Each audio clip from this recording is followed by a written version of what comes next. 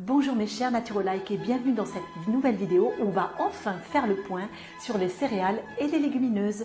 Pour ceux qui ne me connaissent pas, bonjour, je suis Natacha, votre coach naturo, experte en super nutrition et vie naturelle, auteure du best-seller Mon coach naturo paru aux éditions Erol. Et ma mission de vie est de vous guider vers votre poids idéal, vous apprendre à bien manger et vous faire rayonner de vitalité. Tout cela dans la simplicité et la joie. Alors tout d'abord, pensez à vous abonner à ma chaîne pour ne louper aucune des vidéos que je crée pour vous. Actionnez également la petite cloche pour être prévenu à temps. Et vous pouvez également télécharger mon guide gratuit, les 8 règles d'or pour adopter l'alimentation santé plaisir. Le lien est ci-dessous dans la description, il est à vous tout de suite. Alors voyons tout de suite maintenant comment bien reconnaître les céréales des légumineuses, comment bien les utiliser pour une super nutrition et surtout comment bien les associer pour les consommer sans risque de grossir. Alors la différence entre les deux. Les céréales sont issues des grains de la plante. C'est le blé, le riz, le millet, le seigle, l'avoine, le maïs, le sarrasin, qui est d'ailleurs une pseudo-céréale, mais qui sur le plan nutritionnel est classée dans les céréales. Alors que les légumineuses, ou les légumes secs, sont issus des graines des plantes acos et qui vont être mises à sécher. Donc là, on va avoir des grains beaucoup plus gros, comme toute la famille des haricots, les pois chiches, les pois cassés, les petits pois, les lentilles, voilà, et également le quinoa, donc qui est une petite graine, mais qui, pareil, n'est pas vraiment une légumineuse, mais qui est classée dans des légumineuses. Donc vous voyez, pour vous en souvenir de façon très facile, retenez ça au niveau imagé, céréales petits grains, légumineuses gros grains, hein, avec quelques exceptions, mais en général c'est ça. Donc sur le plan nutritionnel, les deux sont très intéressantes. Les céréales sont riches en vitamines, minéraux, oligo-éléments, fibres, et les légumineuses ont également ces mêmes éléments, vitamines, minéraux, oligo-éléments, fibres, mais en plus, elles ont beaucoup plus de fibres, une quantité bien plus importante et surtout des protéines. Ça, c'est vraiment leur intérêt nutritionnel principal et qui fait qu'elles sont très utilisées dans les régimes végétariens. Voyez pour exemple, si je prends la référence du bœuf ou de la dinde qui contient 20 grammes de protéines pour 100 grammes, et si on compare avec certaines légumineuses, vous allez vraiment être étonné. Voyez par exemple, le soja 36% de protéines, le haricot mongo 24% de protéines, le quinoa 14% de protéines, les pois chiches 19% de protéines. Vous voyez, c'est des taux très importants qui sont vraiment super intéressants quand on veut limiter son apport en viande et qui surtout fait éclater, fait voler en éclats tous les préjugés que l'on peut avoir sur l'apport en protéines. Alors toutes ces qualités des légumineuses fait que moi je les appelle les sucres super lents puisqu'elles sont riches en protéines, elles sont très riches en fibres, ce qui fait que l'absorption des sucres, enfin des glucides qu'elles contiennent va être très ralentie par rapport aux céréales. Donc ça encore c'est un atout satiété et minceur qui est vraiment très intéressant.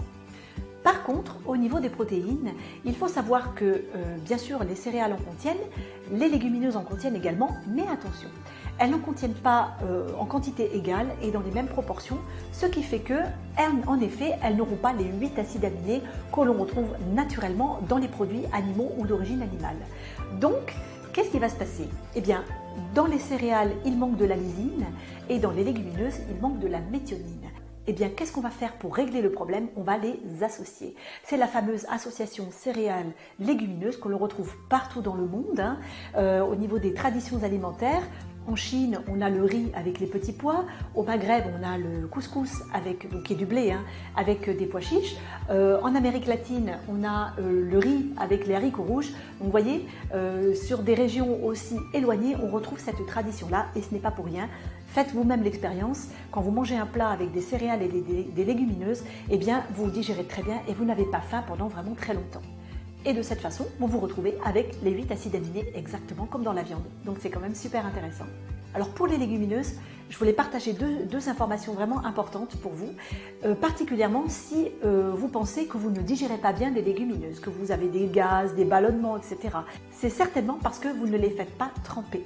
Et oui, si vous ne faites pas tremper les légumineuses avant de les cuire, eh bien vous allez garder des phytases qui se retrouvent dans cette catégorie d'aliments, notamment l'acide phytique. Et cet acide phytique, il provoque des problèmes digestifs, mais pas que ça, bien pire que ça. Il va en fait chélater, il va se lier aux oligo-éléments et aux minéraux qui se trouvent dans les légumineuses et vous ne les absorberez pas. Du coup, à la longue, vous allez vous retrouver carencé. Donc, en plus des problèmes digestifs, vous allez être carencé et c'est pas du tout ce qu'on recherche. Donc, pensez-y, faites toujours tremper au minimum 4 heures les légumineuses. 12 heures, c'est encore mieux, hein, quitte à faire un rinçage de plus. Jetez l'eau de trempage, ça c'est très important aussi. Et après, vous pouvez les faire cuire normalement et vous me ferez votre retour. Mais je suis sûre qu'à partir de maintenant, si vous respectez ce petit rituel, vous les digérerez beaucoup mieux. Et la dernière information sur les légumineuses, elle concerne celles et ceux qui veulent prendre soin de leur ligne ou trouver leur poids idéal.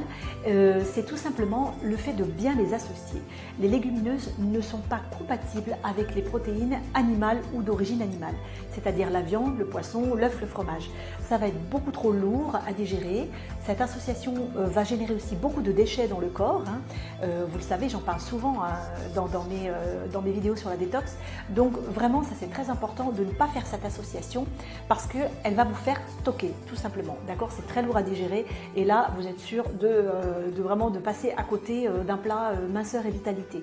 Donc les légumineuses se consomment essentiellement soit en association avec les céréales, si vous le souhaitez, soit avec d'autres protéines végétales comme le tofu, le tempeh, le seitan, les algues qui sont encore plus riches en protéines, les graines germées qui en contiennent 80%.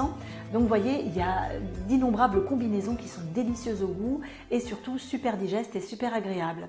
Voilà, donc si vous voulez aller plus loin au niveau nutrition, que vous voulez apprendre à bien manger, que vous voulez connaître toutes les catégories d'aliments et surtout savoir bien les utiliser pour trouver enfin votre poids idéal et le garder pour toujours, eh bien je vous invite à me rejoindre dans la vidéo qui est dans le lien ci-dessous, la vidéo de mon programme en ligne NaturoSlim, je vous raconterai tout.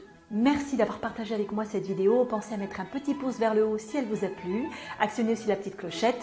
N'oubliez pas de télécharger mon cadeau et quant à moi, je vous dis à très bientôt pour d'autres partages. Et n'oubliez pas que vivre naturellement, c'est facile et c'est glamour.